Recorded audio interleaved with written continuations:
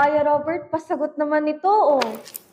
Ano ba yan? Logarithms. Okay. The normal process is really converting the logarithmic equation to an exponential equation. How do we go about with that? In general, sabihin natin na you have log x base b is equal to y, for example. Parang sabihin na lang natin na si b tsaka si x mag-boyfriend and girlfriend. Si y ang best friend.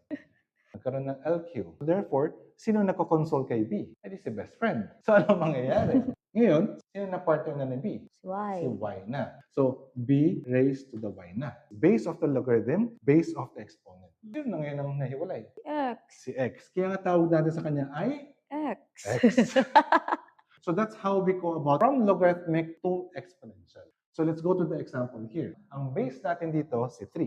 Sino na ngayon partner ni 3? Negative Si 1. negative 1. Sino na ngayon yung si x natin? X plus 2. Now, 3 to the negative 1, negative exponent means reciprocal. Reciprocal. This is now 1 over 1/3. Then equals to x plus 2. Negative 2 plus 1/3 is equals to x. Or x is simply negative 5 over over 3. 3. So, ang sagot natin is negative 5 over 3. Once you have the x equals to negative 5 over 3, there is one important thing that we have to do.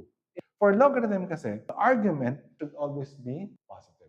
Bawal din siya maging 0 kasi any number raised to any number will never become 0. That's why pag nakuha natin sa negative 5 over 3, we have to plug that in. So, negative 5 over 3 plus 2, 1 over 3, which is a valid answer. That's why the answer here is your letter B, negative 5 over 3.